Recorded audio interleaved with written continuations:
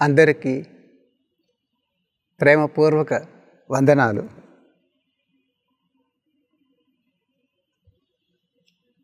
ఈరోజు మనం మరణాతీత క్రియయోగ గురువులు మహావతార బాబాజీని గురించి తెలుసుకుందాం. ఆయన నుండి ఎప్పుడూ ప్రవహించే ఆశీస్సులను గ్రహించేందుకు ప్రయత్నిస్తాం. హిమాలయాల్లో ఉన్న ఈ నిగూఢ వ్యక్తి బాబాజీ గారిని గురించి ప్రపంచవ్యాప్తంగా లక్షలాది మంది విన్నారు. ఆయన గురించి ఇంకా చాలా ప్రశ్నలు ఉన్నాయి. బాబాజీ ఎవరు? ఆయన నిజంగా శతాబ్దాలుగా జీవిస్తున్నారా? ఆయన లక్ష్యం ఏమిటి? ఆయన బోధనలోని ముఖ్య సారాంశం ఏమిటి? ఆయన బోధనలు అందించే ప్రామాణికమైన మార్గం అంటే ఆథెంటిక్ మీడియం ఏమిటి? అంతేకాక ఈరోజు కూడా ఆయన పేరు చాలామంది ఆత్మల్లో లోతైన భావనని ఎందుకు రేకిస్తుంది? ఈ ప్రశ్నలకు సమాధానాలు మునుపటి కంటే ప్రస్తుతం ఇంకా ముఖ్యం. ఎందుచేతనంటే మనం ప్రస్తుతం ఎలాంటి ప్రపంచంలో జీవిస్తున్నామంటే ఎప్పుడూ శాంతి కోసం వెతుకుతున్నాం.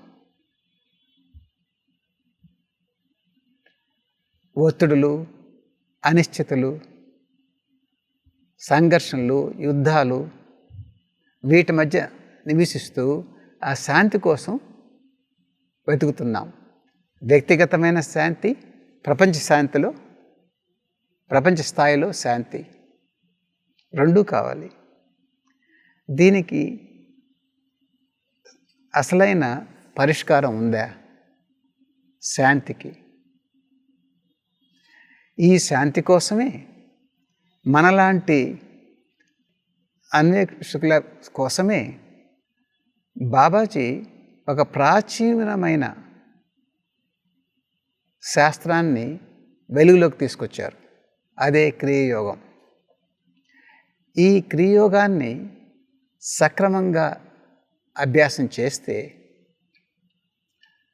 సాధకుడు తనలోనే ఉన్న దివ్యత్వాన్ని చవిచూచగలడు. తద్వారా తనలోనే ఉన్న నిత్య నవీన ఆనందాన్ని పొందగలడు. ఆ విధంగా ఎప్పుడూ అంతర్గతమైన శాంతిని ఏర్పరచుకోగలడు క్రియాయోగ సాధన ద్వారా. ఈ క్రియాయోగాన్ని మహావతార్ బాబాజీ వెలుగులోకి తీసుకొచ్చారు.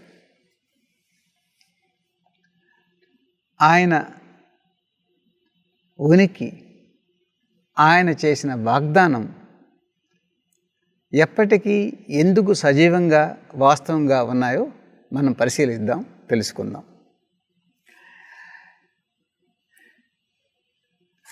బాబాజీని గురించి సమాచారం ఈ పుస్తకాన్ని నుంచి తెలుసుకోగలం. బకయోగి ఆత్మకథ. చాలామంది పుస్తకాన్ని గురించి వినే ఉంటారు, చూసి ఉంటారు, చదువుంటారు కూడా. ఆటోబయోగ్రఫీ ఆఫ్ ఎ యోగి అని ఇంగ్లీష్లో పరమహంస యోగానందులు 1946లో రాసి ప్రచురించారు. అప్పటి నుంచి ఈ పుస్తకం 50 పైగా భాషల్లో అనువదింపబడింది. ఈ పుస్తకం బాబాజీని గురించి చాలా విషయాలు చెప్తుంది. మనం ఒక చిన్న కథతో ప్రారంభిద్దాం. అది కలకత్తా నగరం. సంవత్సరం 1920, తేదీ జూలై 25. ఒక యువ సన్యాసి గాఢమైన ధ్యానంలో కూర్చొని ఉన్నాడు. ఎందుకు? ఆ యువ సన్యాసి తన జీవితంలోనే అత్యంత సాహసోపేతమైన కార్యానికి పూనుకోబోతున్న సమయం అది. ఆ కార్యం ఏంటంటే, భారతదేశపు ప్రాచీన యోగ జ్ఞానాన్ని సముద్రాలు దాటి పాశ్చాత్య దేశంలో వ్యాపించజేయడం. ఆ యువ సన్యాసి ఎవరో కాదు, స్వామి యోగానందులు. సహజంగానే అలాంటి గంభీరమైన కష్టమైన కార్యానికి ముందు ఎన్నో సందేహాలు, సంకోచాలు, అపోహలు ఉంటాయి కదా. అందుకనే స్వామి యోగానందులు భగవంతుని దగ్గర నుంచి హామీ పొందాలని ధ్యానం మొదలెట్టారు. అంతా బాగానే జరుగుతుంది అన్న హామీ కావాలనుకున్నారు భగవంతుని దగ్గర నుంచి. గంటల పాటు గాఢమైన ధ్యానం, ప్రార్థన అయిన తర్వాత ఒక ప్రకాశవంతమైన వ్యక్తి ఆయన వద్దకు వచ్చారు. అది కల కాదు, అది ఊహ కాదు, ఒక దృశ్యం కాదు. భౌతిక రూపంలో నిజంగా తన కళ్ళ ముందు ప్రత్యక్షమయ్యారు. ఒక అతి కాంతివంతమైన శరీరం. ఆయనే మహావతార బాబాజీ. శతాబ్దాలుగా ఈ భూపైన నడుస్తూ ఉన్నారు.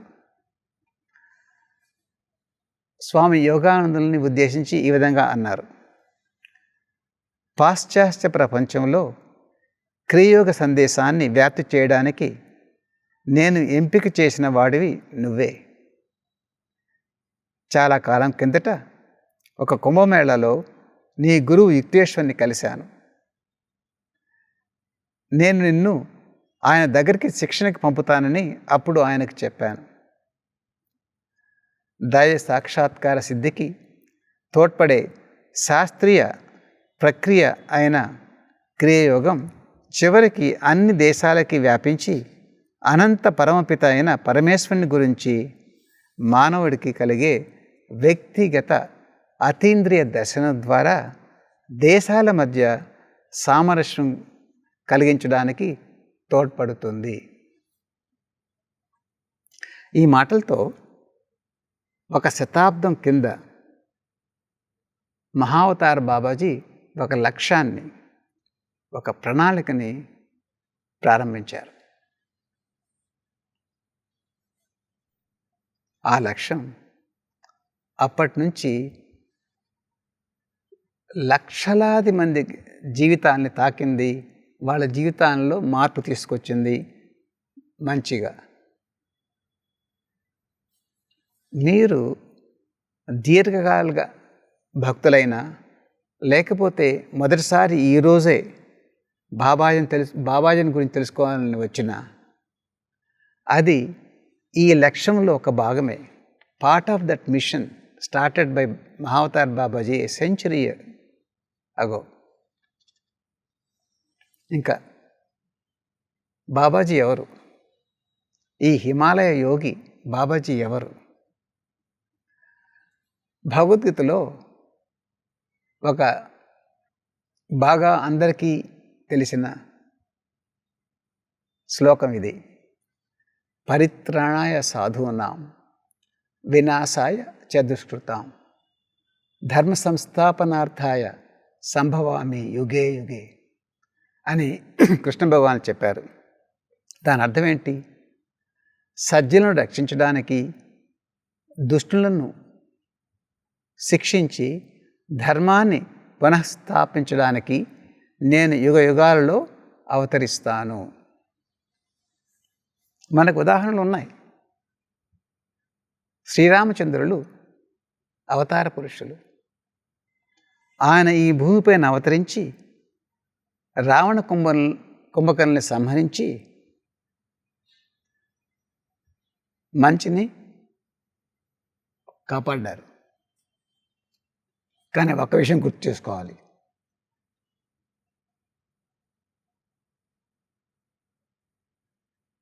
అవతారులు కేవలం చెడ్డవాళ్ళని సంహరించడానికే వస్తారని మాత్రం అనుకోకూడదు. కొందరు అవతార పురుషులు మనిషిలోని ఉన్న ఆ మాయను, ఆ భ్రమను తొలగించడానికి కూడా వస్తారు. తద్వారా మనిషికి జ్ఞానోదయం చేయడానికి. అంతేగాని ప్రతి అవతార పురుషుడు ఎవరినో చంపాలని రారు దుష్టుల్ని. మహావతార్ బాబాజీ అలాంటి అవతారుల పురుషుల్లో ఒకరు. ఈ మానవాళి ప్రయోజనం కోసం మాయను అధిగమించి దైవంతో ఏకత్వాన్ని పొందడానికి బాబాజీ క్రియోగాన్ని పునరుద్ధరించారు. అది ఆయన జీవిత ధ్యేయం.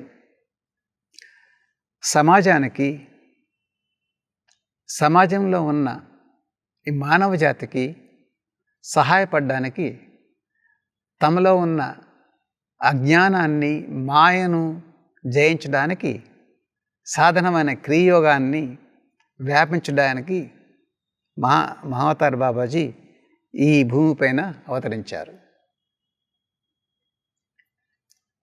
వకయోగి ఆత్మకథలో పరమహంస యోగానందులు చెప్తారు, ఇప్పటికీ ఉత్తర హిమాలయాల్లో బాబాజీ ఉన్నారు, సజీవులు.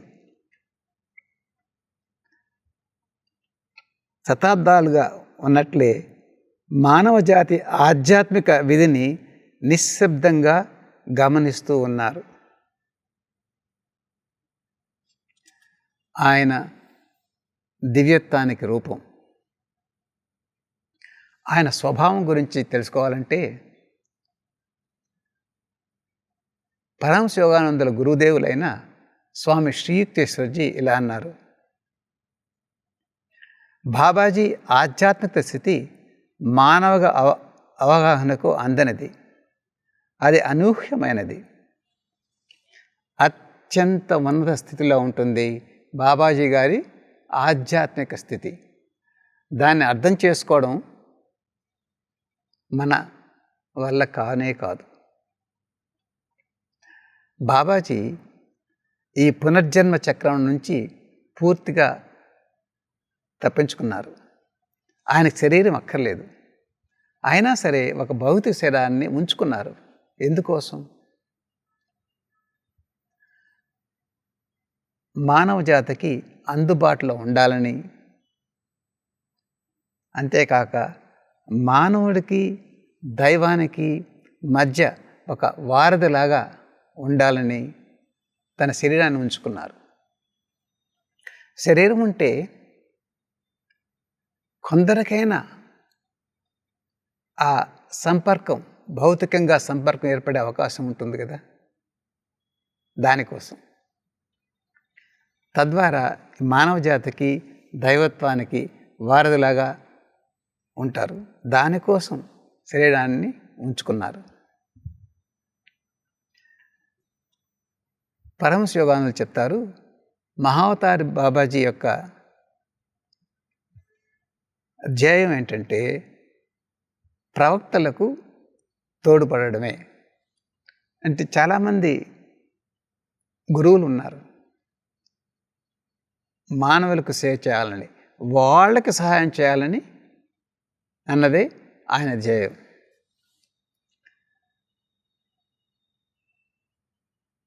బాబాజీ ఆదిశంకరాచార్యులకు యోగ దీక్షణ ఇచ్చారు. కబీర్కి కూడా యోగ దీక్షణ ఇచ్చారు. మరో ప్రశ్న ఉంది, బాబాజీ భూమిపై ఎందుకు నిలిచి ఉన్నారు భౌతిక శరీరంతో? ఈ ప్రశ్నకు స్వయంగా ఆ మహాయోగి జవాబు చెప్పారు ఈ విధంగా: మానవ జాతికి దాని స్వంత సాధ్యతలకు ఒక నిర్దిష్ట ఉదాహరణకు అందించడానికి మనిషికి భౌతిక రూపంలో దివ్యత్వం యొక్క సంగ్రహావలోకం ఎప్పుడు లభించకపోతే అతను తన మరణాన్ని అధిగమించలేడనే భారీ భ్రమతో అణిచివేయబడతాడు. అంటే మనిషి అమరులు, ప్రతి ఒక్కరూ దాంట్లో అమరత్వం ఉంది అన్న విషయాన్ని పూర్తిగా మర్చిపోయి కేవలం నేను ఒక మామూలు సగటు మనిషిని అనుకుంటుంటారు. ఈ భ్రమను, ఊహను తొలగించడానికి ఇక ఒక వ్యక్తి ఉన్నారు, శరీరాన్ని వేల సంవత్సరాల పాటు ఉంచుకున్నారు. అలా ఆయన చూసేసరికి మనకు అర్థమవుతుంది మానవుడికి ఆ అమరత్వం ఉంది అని. ఆ ఉదాహరణ కోసం ఆయన ఉంచుకున్నారు. ఆయన వాగ్దానం చేశారు శరీరాన్ని వదలనని. ఇంకొక సాధువు ఉన్నారు, రామగోపాల్ మజుందార్ అని. ఆయన బాబాజీ గారి శిష్యులు, ఆయన కలిశారు కూడా. ఆయన చెప్తారు, ప్రత్యేకించి ఈ ప్రపంచావధి పర్యంతం తన శరీరాన్ని నిలుపుకొని ఉండడానికి భగవంతుడు నిర్ణయించిన వ్యక్తి బాబాజీ. యుగాలు వస్తూ పోతూ ఉంటాయి, అయినప్పటికీ మరణం లేని గురుదేవులు బాబాజీ ఈ భూమిపైన నడుస్తూ తనను పిలిచే ప్రతి ఆత్మను కనిపెట్టుకొని ఉంటారు. ఆయన ఈ ప్రపంచానికి అందించిన బహుమతే క్రియాయోగం. దాని గురించి తెలుసుకుందాం ఇప్పుడు. క్రియాయోగం మానవ జాతికి లభించిన అత్యంత ప్రాచీనమైన మరియు ఆచరణాత్మకమైన ఆత్మ సాక్షాత్కార పద్ధతుల్లో ఒకటి. ఈ క్రియాయోగ మన శరీరంలోనూ ఈ వెన్నెముకలోనూ ఉన్న ప్రాణశక్తి పైన ప్రత్యక్షంగా పనిచేస్తుంది. తద్వారా మరే పద్ధతులు సాధించలేనంత వేగంగా ఆధ్యాత్మిక ప్రగతిని మనం సాధించవచ్చు. క్రియ హ్యాజన్స్ అవర్ స్పిరిచువల్ ఎవల్యూషన్. మన ఆధ్యాత్మిక ప్రగతిని వేగవంతం చేస్తుంది క్రియా యోగా అభ్యాసం. గురుదేవులు దీన్ని అత్యున్నత మార్గంగా వివరించారు. క్రియాయోగం మానవ జాతి యొక్క అన్ని కష్టాలకు సంజీవని. అది కేవలం ఆత్మ సాక్షాత్కారానికే కాదు ఉపయోగపడేది. మన జీవితంలో ఉన్న సమస్యలన్నింటినీ క్రియాయోగంతో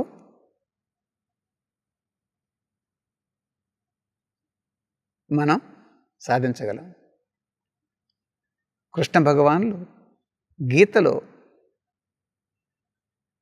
పతంజలి యోగ సూత్రాల్లో క్రియాయోగాన్ని ప్రశంసించారు.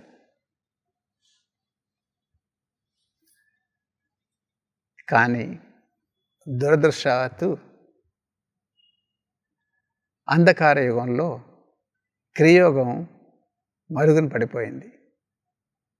ఎందుకంటే ఆ అంధకార యుగాల్లో క్రియాయోగం లాంటి ఈ విజ్ఞానాన్ని అర్థం చేసుకునే ఉత్సాహం, అర్థం చేసుకునే ఆ శక్తి, గ్రహించే ఆ కెపాసిటీ లేవు. కాబట్టి క్రియ మరుగున పడిపోయింది. బాబాజీ దాన్ని 19వ శతాబ్దంలో 1861లో దాన్ని పునరుద్ధరించారు, వెలుగులోకి తీసుకొచ్చారు. అందరికీ దాన్ని అందించాలని శ్యామాచరణ్ లహిరి అనే వ్యక్తిని ఎంచుకున్నారు. ఈయన గృహస్థుడు. ఆయన ద్వారా క్రియాయోగాన్ని మిగతా గృహస్థులకు సన్యాసులకు ఒకే విధంగా చేర్చేట్టు చూశారు మహావతార్ బాబాజీ. ఈ గృహస్థుడైన మహాయోగి లహిరి మహర్షుల గురించి వకయోగి ఆత్మకథలో మనం తెలుసుకోగలం. చాలా చాలా అద్భుతంగా ఉంటుంది. వాళ్ళ ఇద్దరు ఏ విధంగా కలిశారో మొదటిసారిగా ఆ ఘటన చాలా అద్భుతంగా ఉంటుంది. వకయోగి ఆత్మకథలో వివరించారు గురుదేవులు. ఇక క్రియాయోగ ప్రయోజనాలు, బెనిఫిట్స్ ఆఫ్ ప్రాక్టీసింగ్ క్రియాయోగ. భగవద్గీతలో కృష్ణ భగవాన్ చెప్తారు, స్వల్పమప్యస్య ధర్మస్య త్రాయతే మహతో భయాత్. అంటే అతి స్వల్పమైన అభ్యాసం కూడా జీవితంలో ఉన్న భయాల్ని తొలగిస్తుంది. మన అందరం అనుకుంటాం కదా, జీవితంలో భయరహితమైన జీవితం ఉండాలి అని. ఆ భయాలు ఉండవు. జీవితాన్ని గురించి, జీవితంలో వచ్చే సంఘటనల గురించి క్రియాయోగం మనం శ్రద్ధగా అభ్యాసం చేస్తే, ఇది కృష్ణ భగవాన్ ఇచ్చిన హామీ భగవద్గీతలో. ఇక తర్వాత విషయం మనం తెలుసుకోవాల్సింది గురు పరంపర. గురు పరంపర అంటే గురువుల యొక్క శ్రేణి, ఆత్మ సాక్షాత్కారం పొందిన గురువుల యొక్క క్రమం. తరతరాలకు తన క్రియాయోగ సందేశాన్ని అందించేలా మహావతార బాబాజీ గురు పరంపరని కొనసాగించే బాధ్యతను తీసుకొని రూపొందించారు స్వయంగా. మహావతార్ బాబాజీయే ఆ గురు పరంపరను రూపొందించారు. క్రియాయోగ సందేశం అందరికీ తరతరాలుగా అందాలని. మహావతార్ బాబాజీ, ఆయన తర్వాత ఆయన దీక్ష ఇచ్చిన లహిరి మహాశయులు, ఆయన ద్వారా స్వామి శ్రీయుక్తేశ్వరజీ, ఆ తర్వాత పరమహంస యోగానందులు, ఆ తర్వాత ఆయన స్థాపించిన సంస్థ యోగదా సత్సంగ సొసైటీ మరియు సెల్ఫ్ రియలైజేషన్ ఫెలోషిప్. ఈ విధంగా గురు పరంపర కొనసాగిస్తుంది. దీని గురించి చూద్దాం. రాణికేత్ అంటే హిమాలయాల్లో ఉన్న రాణికేత్లో 1861లో జరిగిన విషయం. బాబాజీ లహిరి మహర్షిని కలుసుకొని ఇలా చెప్తారు, ఈ 19వ శతాబ్దంలో నీ ద్వారా నేను లోకానికి అందిస్తున్న క్రియాయోగం 1000 సంవత్సరాల క్రితం శ్రీకృష్ణుడు అర్జునుడికి ఉపదేశించిన అదే విజ్ఞానికి పునర్జీవనం. ఆయన చెప్పిన మాటలను గుర్తుంచుకోండి. ఈ 19వ శతాబ్దంలో నీ ద్వారా లోకానికి అందిస్తున్న ఈ క్రియాయోగం అంటే ఆ క్రియాయోగం కేవలం లహిరి మహర్షులకు ఇవ్వలేదు, ఆయన ద్వారా ప్రపంచానికి అందిస్తున్నాను అని బాబాజీ చెప్పారు. ఏంటది? కృష్ణ భగవానుడు అర్జునుడికి ఇచ్చిన ఉపదేశమే అది క్రియాయోగం. ఆ తర్వాత 1894లో కుంభమేళ ప్రయాగరాజ్లో మహావతార్ బాబాజీ స్వామి శ్రీయుక్తేశ్వరుని కలిసి ఇలా అన్నారు, అమెరికా మరియు ఐరోపా దేశాల్లో మేల్కొలుపు కోసం వేచి ఉన్న కాబోయే మహాత్ములను నేను చూస్తున్నాను. రాబోయే ఈ సామరస్యపూర్వకమైన జ్ఞాన వినియోగంలో మీకు ఒక ముఖ్యమైన పాత్ర ఉంది. కొన్నేళ్ల తర్వాత పాశ్చాత్య దేశాలలో యోగా ప్రచారం కోసం మీరు శిక్షణ ఇవ్వగలిగే ఒక శిష్యుణ్ణి నేను మీ వద్దకు పంపుతాను అని చెప్పారు. పాశ్చాత్య దేశాల్లో, అమెరికాల్లోనూ ఐరోపాలోనూ చాలామంది ఉన్నారు ఆధ్యాత్మికంగా జాగృతి పడడానికి ఉత్సాహం చూపించేవాళ్ళు. వాళ్ళకి మనం సాయం చేయాలి. ఈ క్రియాయోగ సందేశాన్ని అక్కడికి తీసుకువెళ్ళే ఒక వ్యక్తిని నీకు పంపిస్తాను కొన్ని సంవత్సరాల తర్వాత, ఆయనకు సరైన శిక్షణ ఇవ్వు, ఆయన తర్వాత వెళ్తాడు అని 1894లో చెప్పారు యుక్తేశ్వరుని కలిసి. అండ్ యుక్తేశ్వరుని గారిని కూడా ఆయన ఎంచుకున్నారు ఒక గురువుగా ఆ గురు పరంపరలో. తర్వాత 1920లో కలకత్తాలో జరిగిన విషయం ఇంతకుముందు చూసాం కదా.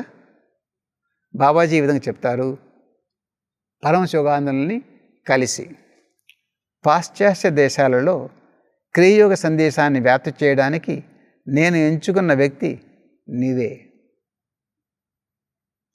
చాలా కాలం క్రితం ఒక కుంభమేళాలో మీ గురువు యుక్తేశ్వరుని నేను కలిశాను. శిక్షణ కోసం నిన్ను ఆయన వద్దకు పంపుతానని అప్పుడే నేను ఆయనతో చెప్పాను. 26 సంవత్సరాల క్రితమే రాబోయే విషయం తెలిసి యుక్తేశ్వరుడికి చెప్పారు, నేను పంపుతాను ఒకరిని, శిక్షణ ఇవ్వు అని. తర్వాత ఆయన్ని కూడా ఎంచుకున్నారు, బాబాజీ ఎంచుకున్నారు పరమహంస యోగానందుల్ని. ఈ విధంగా గురు పరంపరని నియమించింది బాబాజీ. ఇప్పుడు మొదట బాబాజీ లహిరి మాస్టర్లని కలుసుకున్న విషయం లోకయోగి ఆత్మకథలో ఉంది. అది 1861 సంవత్సరం.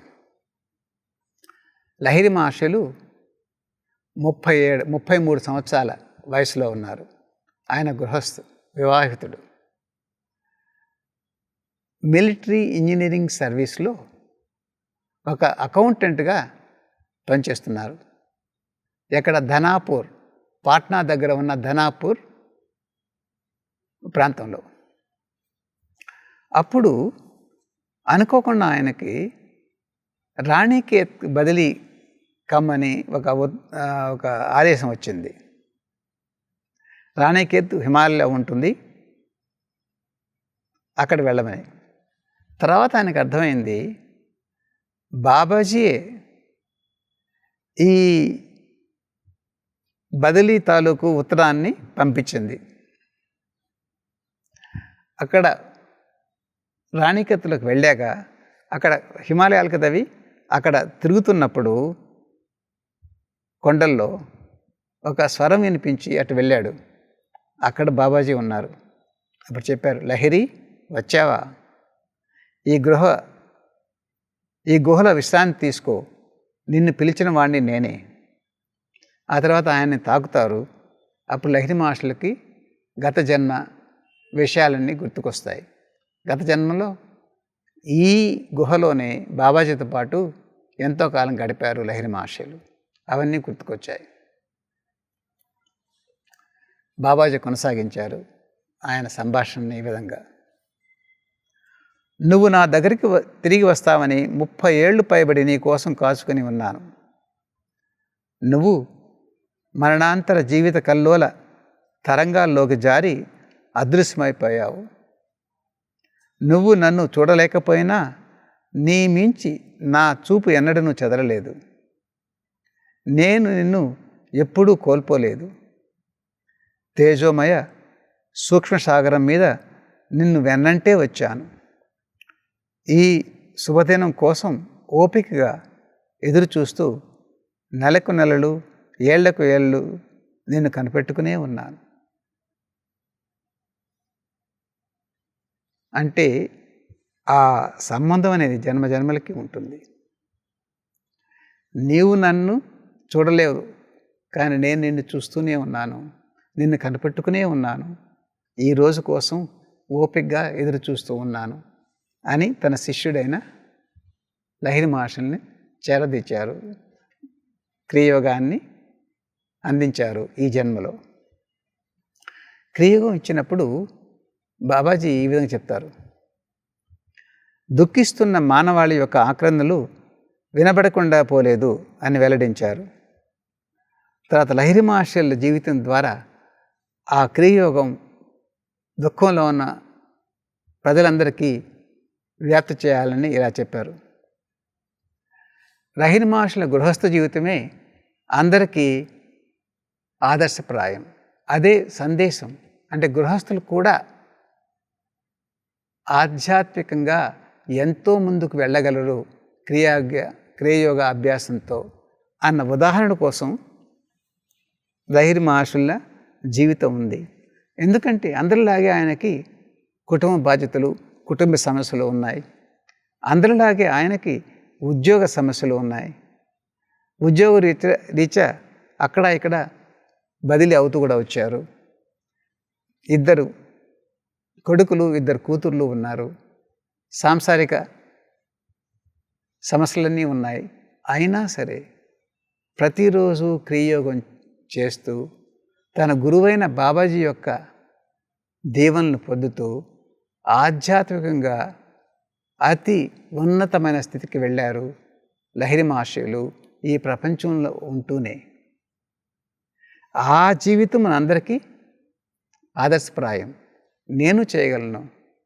కుటుంబంలో ఉన్నంత మాత్రాన, ఈ ప్రపంచంలో ఉన్నంత మాత్రాన, ఈ ప్రపంచంలో వృత్తిలో నిమగ్నమై ఉన్నంత మాత్రాన, లేకపోతే ఏ వ్యాపారంలో ఉన్నంత మాత్రాన ఆధ్యాత్మిక ఉన్నతి అనేది నాకు దూరంగా లేదు. నేను కూడా ఆధ్యాత్మికంగా ఎదగగలను అని ధైర్యం వస్తుంది లహిరి మహర్షుల యొక్క జీవితాన్ని చూస్తూ ఉంటే. కానీ అప్పుడు ఒకటి అన్నారు బాబాజీ, క్రియ అనేది అతి ప్రాచీనమైనది, అతి పవిత్రమైనది. భగవాన్వేషణలో అన్నిటినీ ఛేదించే ఆ శక్తి ఉన్నవారు, ఉత్సాహం ఉన్న వాళ్ళకే క్రియ ఇవ్వు అని చెప్పారు. అప్పుడు లహిరి మహర్షులు అన్నారు, మొదట్లోనే అన్నిటినీ వదిలేసే అవగాహన అందరికీ ఉండకపోవచ్చు. వాళ్ళకి కానీ క్రియ ఇవ్వకపోతే ఆ భగవన్వేషణను ఎప్పుడు మొదలెట్టకపోవచ్చు వాళ్ళు. కాబట్టి ఈ కఠినమైన షరతుని సడలించండి అని ప్రార్థించారు. అప్పుడు బాబాజీ అన్నారు, అలాగే కానివ్వు. ఈశ్వరేచ్ఛ నీ ద్వారా వ్యక్తమైంది. వినయంగా నిన్ను సహాయం అడిగే వాళ్ళందరికీ క్రియాయోగ దీక్ష ఇవ్వు. కాబట్టి దీని అర్థం ఏంటంటే, క్రియాయోగం తీసుకోవాలన్నా, క్రియాయోగం అభ్యాసం చేయాలన్నా మనం ఎంతో ఆధ్యాత్మిక ఉన్నతంగా ఉండాలని ఏమీ లేదు. క్రియాయోగం చేస్తూ చేస్తూ చేస్తూ ఆధ్యాత్మిక ఉన్నతులు అవుతాం. బాబాజీ నుంచి లహిరి మహర్షులకు సంక్రమించిన ఆ ఆధ్యాత్మిక బహుమతి, ఆధ్యాత్మిక ఆదేశం. దాని తర్వాత లహిరి మహర్షుల నుంచి యుక్తేశ్వర్జీకి వచ్చింది. రాణికేతులో క్రియాయోగ దీక్ష అయినాక లహిరి మహర్షులు తిరిగి ప్రపంచానికి వచ్చేశారు.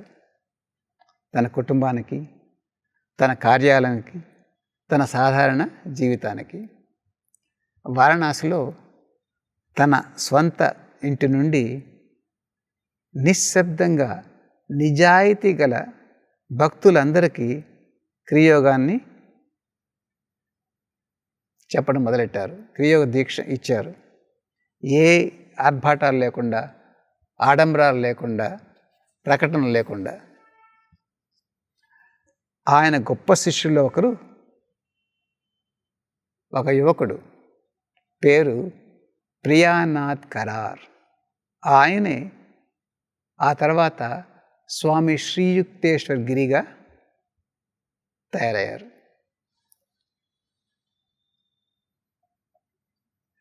స్వామి శ్రీయుక్తేశ్వర్జీ గొప్ప జ్ఞానావతార్. చాలా తెలివితేటలు కలిగేవారు. ఆయన జీవితమే జ్ఞానంలో నిండి ఉంటుంది. ఆ శ్రీయుక్తేశ్వర్జీని బాబాజీ కలిశారు నేరుగా. 2-3 సార్లు కలిశారు. మొదటిసారి కలిసింది ప్రయాగ్రాజ్లో జరిగిన కుంభమేళాలో 1894లో. అప్పుడు చెప్పారు, కొన్ని సంవత్సరాల తర్వాత నీ దగ్గరికి ఒక వ్యక్తిని పంపుతాను, యోగ విద్యలో ఆయన శిక్షణ ఇవ్వు, ఆయన అమెరికాకు వెళ్ళి అక్కడ వ్యాప్తి చేస్తాడు అని. ఆ వ్యక్తి ముకుందలాల్ ఘోష్, పరమహంస యోగానందులు. తర్వాత యుక్తేశ్వర్జీ నుండి పరమహంస యోగానందులకి బాబాజీ ఆదేశించినట్లే యుక్తేశ్వర్జీ పరమహంస యోగానందుల్ని కలిసినప్పుడు తన శిష్యుడిగా అంగీకరించి శిక్షణ మొదలెట్టాడు. అది చాలా కఠినమైన శిక్ష, ప్రేమపూర్వకమైన శిక్ష. అది ఎంత బాగుంటుందంటే వాళ్ళిద్దరి మధ్య సంబంధం, స్వామి శ్రీ యుక్తేశ్వరగిరి పరమహంస యోగానందుల సంబంధం బకయోగి ఆత్మ చదివితే కొంతవరకు తెలుస్తుంది. చాలా చాలా చక్కగా వివరించారు. వాళ్ళ మధ్య ఉన్న సంబంధము, వాళ్ళ మధ్య ఉన్న ఆ శిక్షణ, గురుదేవుల నుంచి శిష్యుడికి ఏ విధంగా ఆ శిక్షణ వచ్చింది అనేది బాగా చక్కగా వర్ణిస్తారు. యుక్తేశ్వరజీ పరమహంస యోగానందులు క్రియోగ దీక్షే కాదు, ఆ తర్వాత సన్యాస దీక్ష కూడా ఇచ్చారు, గురుదేవులుగా నియమించారు. ఆ విధంగా గురు పరంపర కంటిన్యూ అయింది.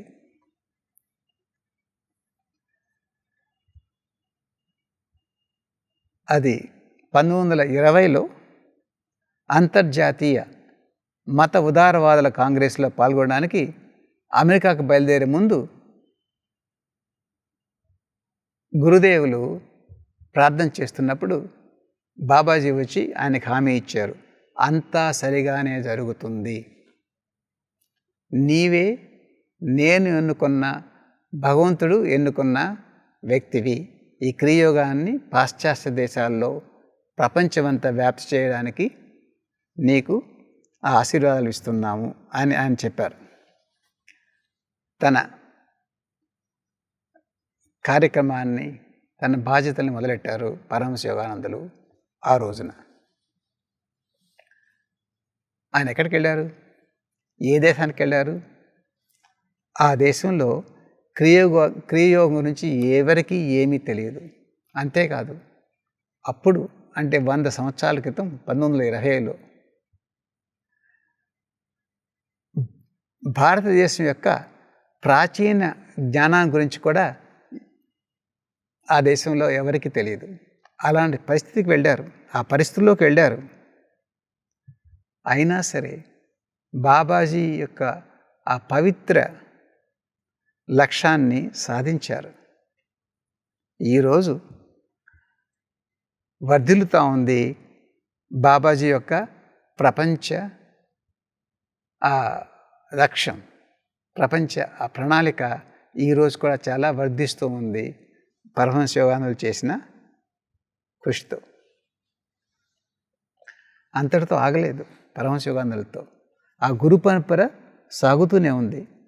ఎందుచేతనంటే పరమహంస యోగానందులు చెప్పారు, తన తర్వాత తన బోధనలే గురువు అవుతాయని. After me my teachings will be the guru అని ప్రకటించారు పరమహంస యోగానందులు. అది మనకిప్పుడు ఆయన టీచింగ్స్ మనకి ఏ విధంగా వస్తాయి? టీచింగ్స్ ఆయన స్థాపించిన సంస్థ ద్వారా. ఈ పవిత్రమైన క్రియోగ సందేశాన్ని అందించడానికి పరమహంస యోగానందులు 2 సంస్థల్ని స్థాపించారు.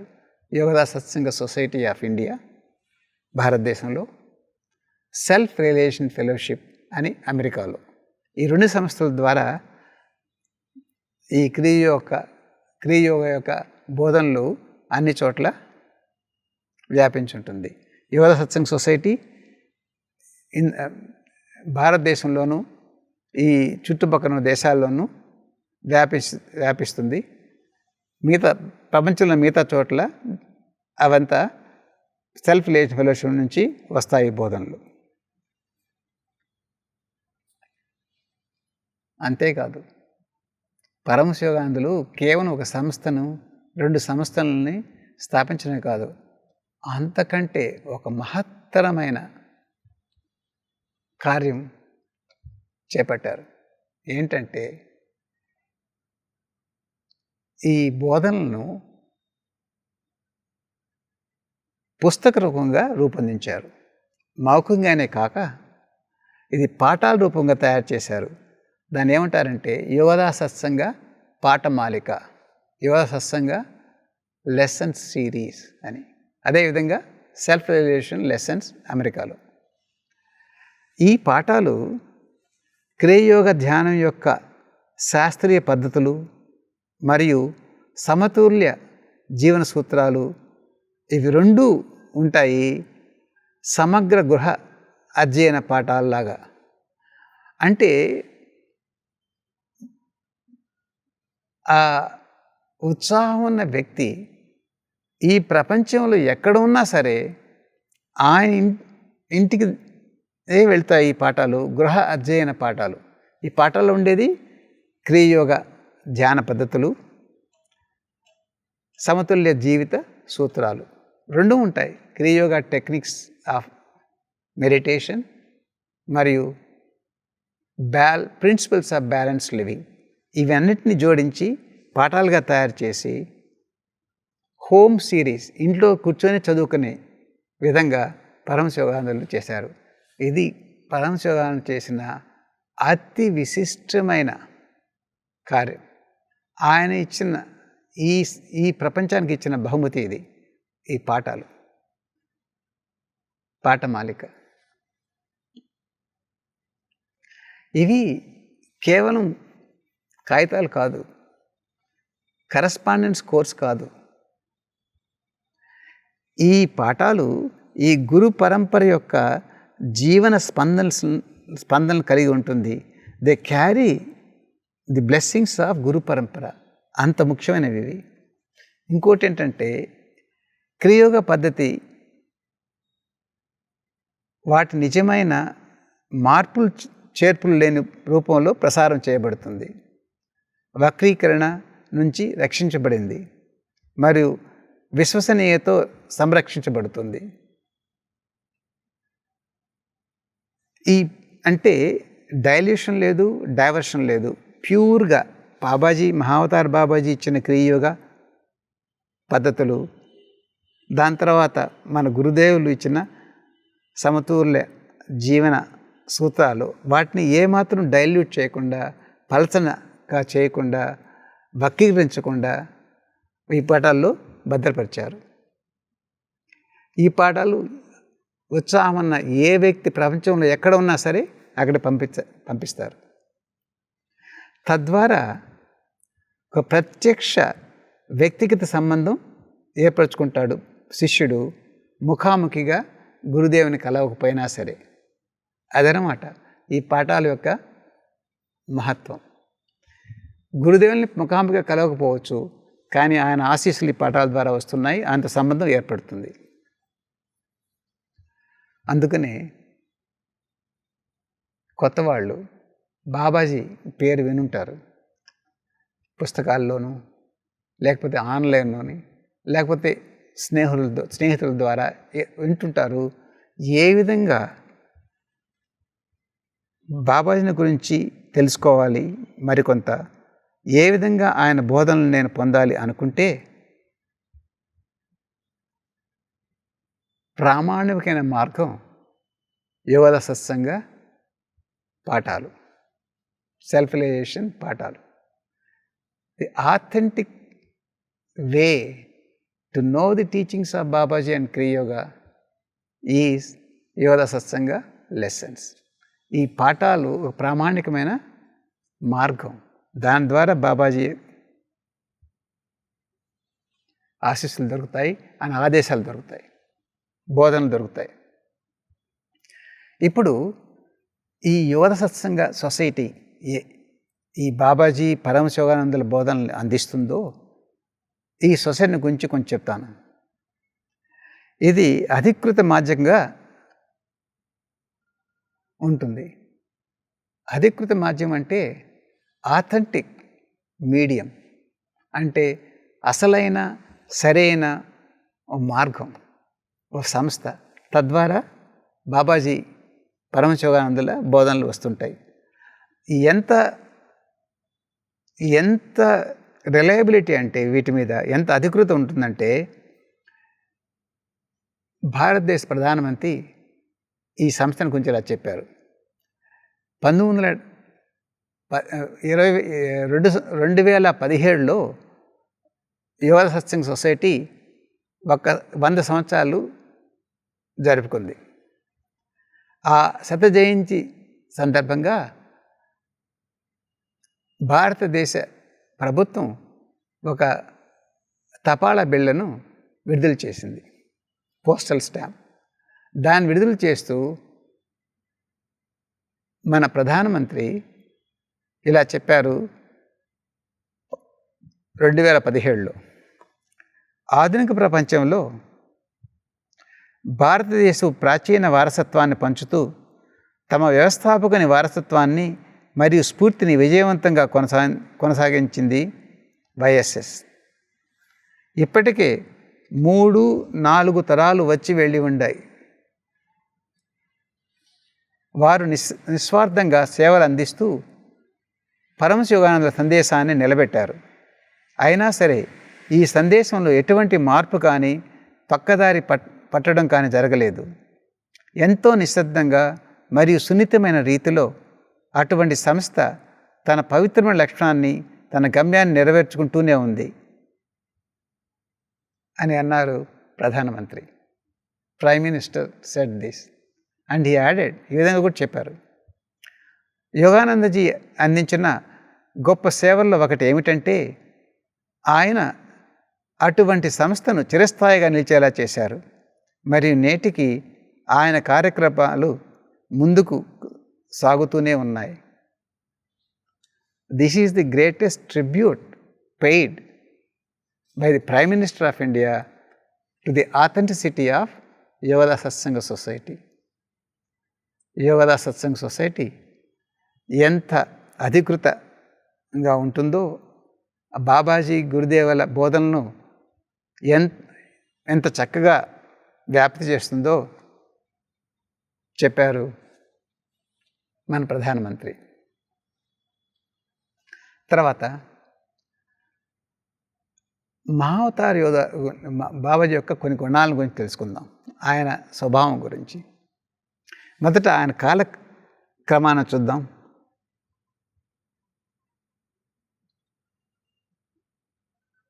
ఎనిమిదవ శతాబ్దంలో ఆదిశంకరాచార్యుల్ని కలిసి ఆయనకి యోగ దీక్షనిచ్చారు. తర్వాత 15వ శతాబ్దంలో సంత్ కబీర్కి దీక్ష ఇచ్చారు. ఆ తర్వాత 1861లో అంటే 19వ శతాబ్దంలో లహిరి మహర్షులకు క్రియదీక్ష ఇచ్చారు. తర్వాత 1894 అంటే 20వ శతాబ్దం మొదలయ్యే ముందు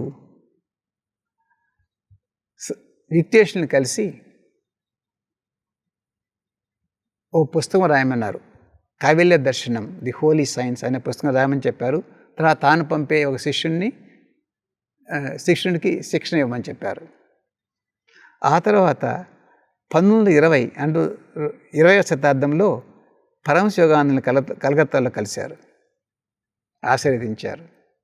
చూడండి, 8వ శతాబ్దం, తర్వాత 15వ శతాబ్దం, తర్వాత 19వ శతాబ్దం, మళ్ళీ 20వ శతాబ్దం. అంటే ఆయన జీవితం అది. అంటే ఆయన ఇక్కడి నుంచి ఇక్కడి వరకే కాదు ఉండేది, ఇక్కడ బాగా మనకు తెలుస్తూ ఉంది. ఇంతకు ముందు కూడా ఉన్నారు, 8వ శతాబ్దం ముందు కూడా ఉన్నారు. ఎంతోమంది మహనీయులకు సాయం చేశారు. ఆ తర్వాత ఇప్పుడు కూడా ఉన్నారు, 20వ శతాబ్దం తర్వాత కూడా ఉన్నారు భక్తులకు సాయం చేస్తూ. అది ఆయన కాలక్రమం. The life span is that way. ఎంత గొప్పగా చూడండి. బాబాజీ దర్శనం. బాబాజీ దర్శనం అంటే ఏంటి? కళ్ళతో చూడడమా, లేక అనుభవపూర్వకంగా ఆయన ఉనికిని పొందడమా? బాబాజీ సశరీరులు కదా, ఇంకా ఒక భౌతిక శరీరంతో ఉన్నాం. కాబట్టి చాలామంది భక్తులు అనుకుంటారు, బాబాయ్ని నేను దర్శించాలి, ఆయన చూస్తే బాగుంటుంది. శరీరంలో ఉన్నారు కదా, అది సహజం అలాంటి అలాంటి కోరిక ఉండడం అనేది భక్తుడికి. కానీ ఒక విషయం మనం తెలుసుకోవాలి, చూడడం అంటే ఏంటి? కళ్ళతో చూడడమా? కళ్ళతో మనం చూసిన బాబాజీని మనం గుర్తించలేకపోవచ్చు. స్వామి శ్రీ యుక్తేశ్వర్జీ ఆయన గుర్తించలేదు కుంభమేళలో కలిసి. లహిరి మహర్షులు ఆయన గుర్తించలేదు. బాబాజీ అనుకుంటేనే మనం గుర్తించగలం. మనం ఆయన పేరును పిలిచినట్టు ఓం బాబాజీ, ఓం బాబాజీ, బాబాజీ, బాబాజీ చేసినప్పుడు తప్పకుండా అనుగ్రహం అనేది ఉంటుంది. మనం గుర్తించలేకపోవచ్చు, కానీ ఉంటుంది. ఇంకో విషయం ఏంటంటే, let us not look for seeing Babaji, but let us hope for experiencing Babaji. కళ్ళతో చూడాలని కాదు, మనం ఆయన్ని స్వానుభవంగా అనుభవించాలి. ఆయన ఉనికిలో మనం నిమగ్నమై ఉండాలి అన్నది అసలైన కోరిక.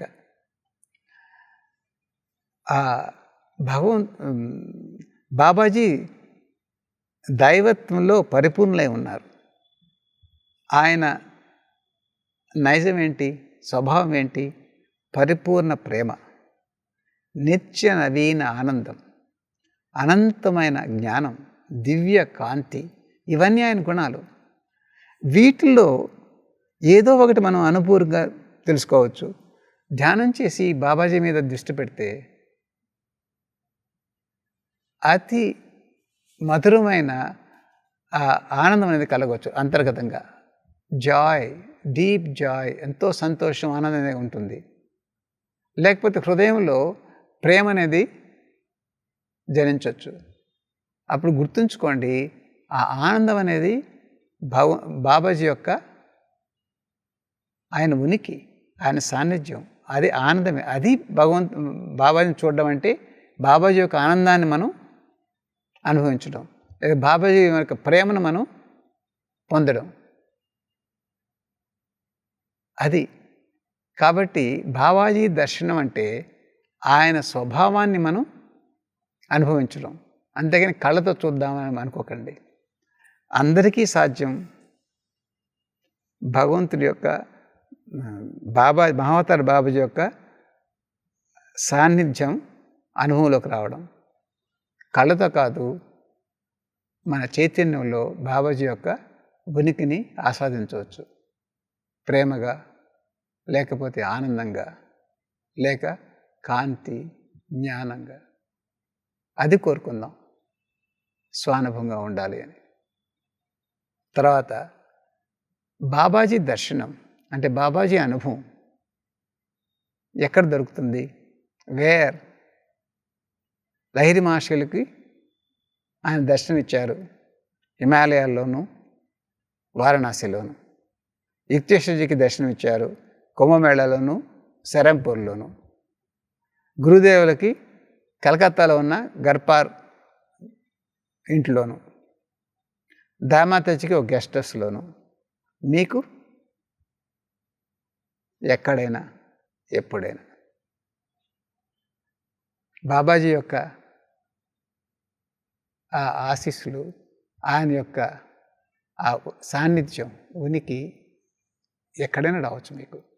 మనం ఎక్కడికో వెళ్ళాల్సిన అవసరం లేదు. చివరగా బాబాజీ మిషన్, ఆయన లక్ష్యం మన కళ్ళ ముందే ఆవిష్కృతం అవుతుంది, వ్యాప్తిస్తూ ఉంది. అది ఆయన ప్రణాళిక, ఆయన లక్ష్యం.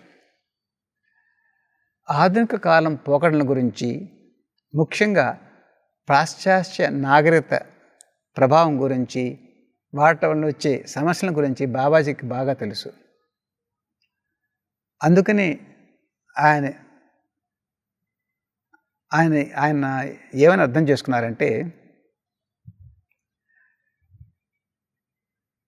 యోగ శాస్త్రం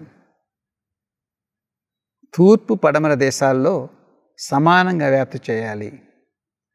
ఆ యోగశాస్త్రమే ఈ ఆధునిక కాలపులో ఉన్న సమస్యలకు పరిష్కారం. యోగశాస్త్రం అన్ని చోట్ల వ్యాప్తం చేయాలని. 1890లో 94లో కుంభమేళలో మహావతార్ బాబాజీ యుక్తేశ్వరితో ఇలా చెప్పారు, భౌతిక అభివృద్ధి విషయంలో పటమటి దేశాల నుంచి భారతదేశం నేర్చుకోవాల్సింది చాలా ఉంది.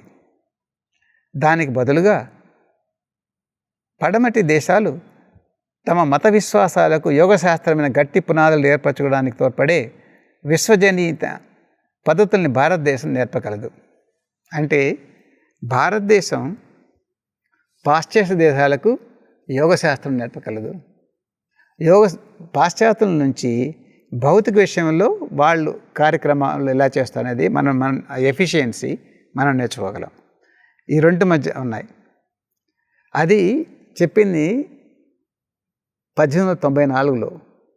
100 సంవత్సరాల తర్వాత ఇప్పుడు మహావతార్ బాబాజీ పరమశివానందులు స్థాపించిన ఈ 2 సంస్థలు, Yoga Satsanga society of India, self relation fellowship, ఈ 2 కలిసి 175 దేశాల్లో ఈ యోగశాస్త్రాన్ని, సంతులిత జీవిత సూత్రాలని, క్రియోగాన్ని వ్యాప్తం చేస్తున్నాయి. ప్రపంచమంతా తూర్పు పడమర దేశాల్లో వైఎస్ఎస్ ఎస్ఆర్ఎఫ్. వకయోగి ఆత్మకథ ప్రస్తుతం 50 భాషల్లో కంటే ఎక్కువ ఉంది.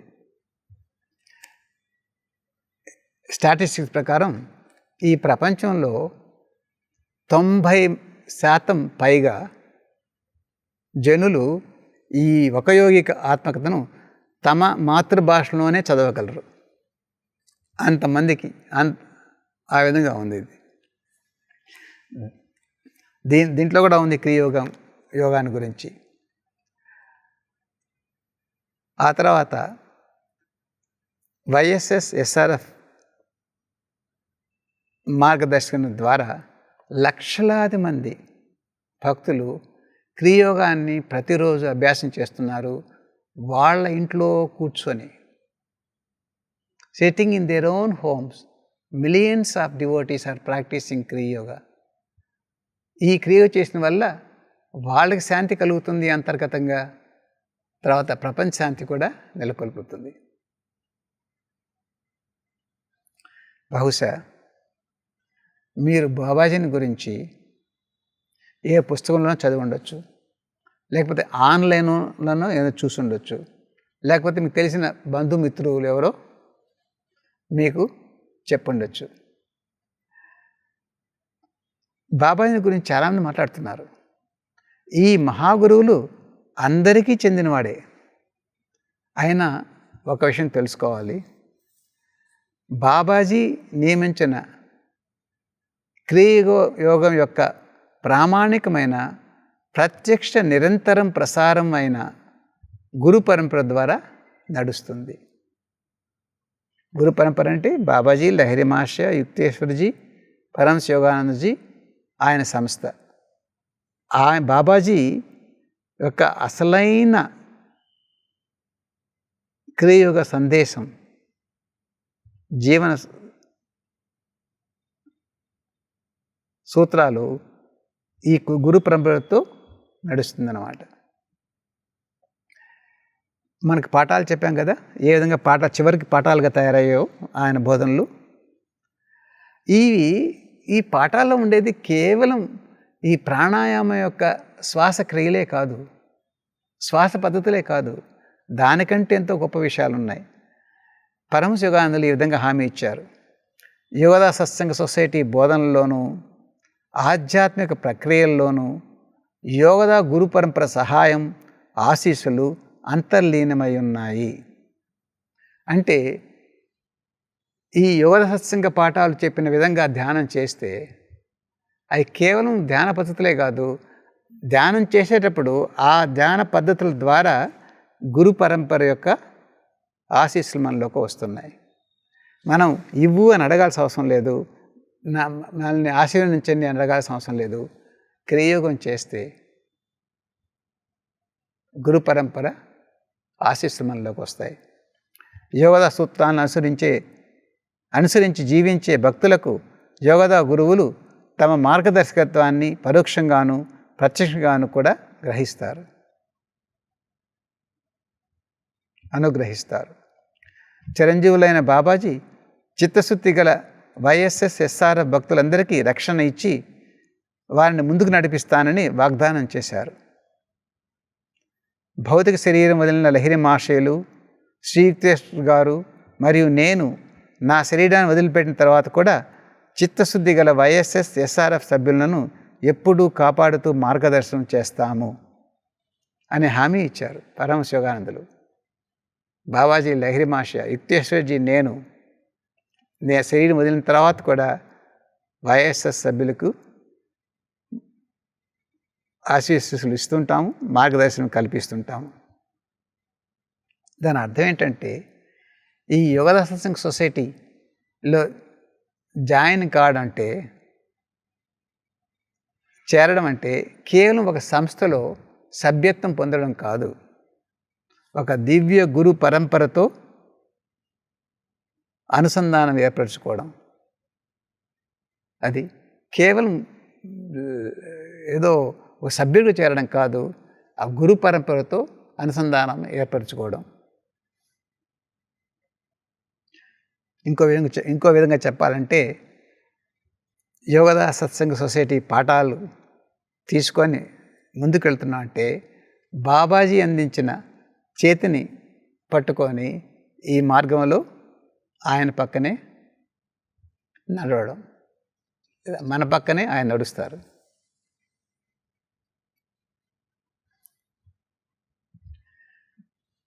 ముగింపుగా ఈ విషయం చెప్పాలనుకుంటున్నాను.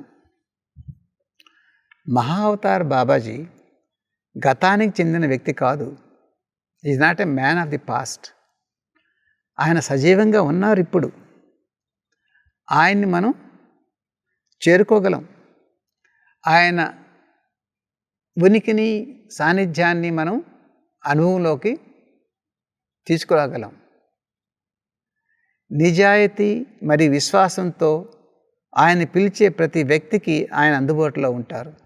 అది ఎక్కడో ఎప్పుడో జీవించిన గతానికి చెందిన వ్యక్తి కాదు, ప్రస్తుతం సజీవంగా ఉన్నారు. సిన్సియర్గా, నిజాయితీతోనూ, భక్తిపూర్వకంగానూ, విశ్వాసంతోనూ పిలిస్తే మనకు వస్తారు, జవాబిస్తారు.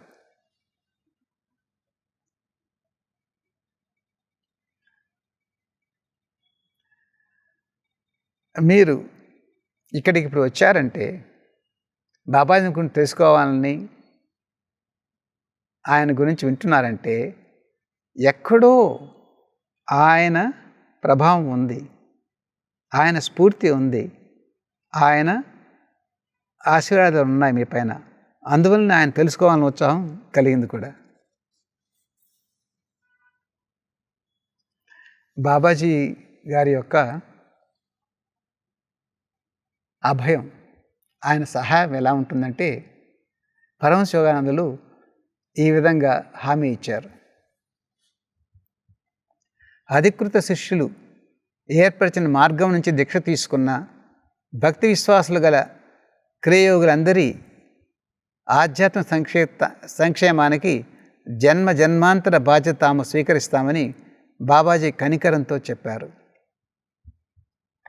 జన్మ జన్మాంతర బాధ్యత అంటే ఒక్కసారి ఆయన ఏర్పరిచిన ప్రామాణికమైన అధికృత సంస్థ ద్వారా, ఆయన శిష్యుల ద్వారా తీసుకుంటే, క్రియదీక్ష ఆచరిస్తే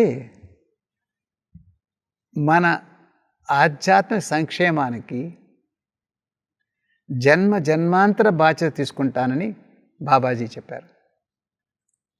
అంటే ఆయన సహాయం అనేది ఒక్క జన్మకే కాదు, జన్మ జన్మలకు కూడా ఉంటుందన్నమాట. అది అమరజీవి, మరణాతీత మహావతార్ బాబాజీ. జన్మ జన్మాంతర బాధ్యత. ఈ వాగ్దానం కేవలం గొప్ప శిష్యులకే కాదు, ప్రతి శిష్యుడికి. వైఎస్ఎస్ఆర్ఎఫ్ క్రియాయోగంలో చిత్తశుద్ధిగా నడిచే ప్రతి ఒక్కరికి బాబాజీ చేసిన వాగ్దానం, ఇచ్చిన హామీ. బాబాజీ పిలుపు విని క్రియాయోగం నేర్చుకోవాలని మీకు అనిపిస్తే నేర్చుకోవచ్చు. యోగ సత్సంగ్ సొసైటీ పాఠాల ద్వారా. ఈ పాఠాలు ఏ విధంగా పొందాలనే దానికి ఇప్పుడే ఈ స్క్రీన్ పైన ఒక లింక్ వస్తుంది. ఆ లింక్ ద్వారా మీరు పాఠాలకి తెచ్చుకోవచ్చు. ఈరోజు మనం చెప్పుకుంది ఏంటి? మహావతార మరణాతీత క్రియాయోగ గురువులు బాబాజీ గురించి తెలుసుకున్నాం. ఆయన ఎవరు, ఆయన నైజం ఏంటి, ఆయన లక్ష్యం ఏంటి, అది ఏ విధంగా ఆయన గురు పరంపర నియమించారు, తద్వారా క్రియాయోగ పద్ధతుల్ని, ధ్యాన పద్ధతుల్ని, జీవితంలో సమతుల్య జీవన సూత్రాలని ఏ విధంగా మనం తెలుసుకోగలము, దానికి ఆథెంటిక్ ప్రామాణికమైన ఈ పాఠమాల ఉన్నాయి, యువ సత్సంగ్ పాఠమాల. ఇవన్నీ బాబాజీతో ముడిపడి ఉన్నాయి. కాబట్టి బాబాజీ ఆశీస్సులు కావాలంటే ఈ పాఠాల ద్వారా మనం క్రియాయోగాన్ని నేర్చుకొని అభ్యాసం చేసి ఆయన ఆశీస్సులు పొందవచ్చు. ఇంతటితో ముగిస్తాను. ఓం బాబాజీ.